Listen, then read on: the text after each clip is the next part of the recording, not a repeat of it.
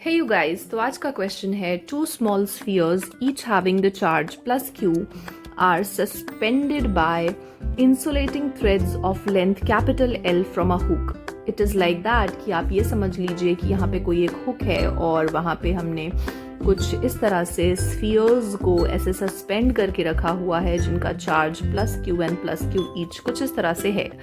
The arrangement is taken in space where there is no gravitational effect. हम इस arrangement को उठाकर एक स्पेस में लेकर जाते हैं जहां पर कोई भी ग्रेविटेशनल इफेक्ट नहीं है, मतलब there is no G, there is no acceleration due to gravity.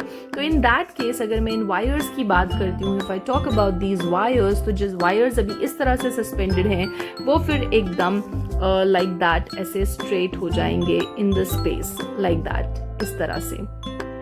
ठीक है, कुछ इस तरह से वो हो जाएंगे straight. And this is plus Q and this is also plus Q.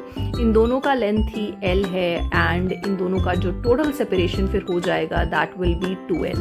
तो what they have asked is कि angle between the two suspensions and the tension in each thread is. तो अगर मैं दोनों सस्पेंशन के बीच के एंगल की बात करूंगी तो that will be 180 degree for sure.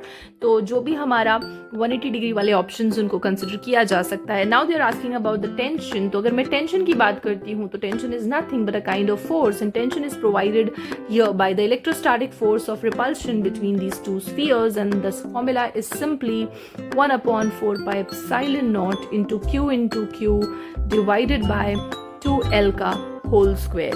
तो जस्ट लुक एट इट कि कौन सा ऑप्शन हमारा यहाँ पर सही हो जाएगा. तो q²/4 pi epsilon naught 2L का whole square, I can see कि ऑप्शन नंबर ए में है, तो my option A will be correct.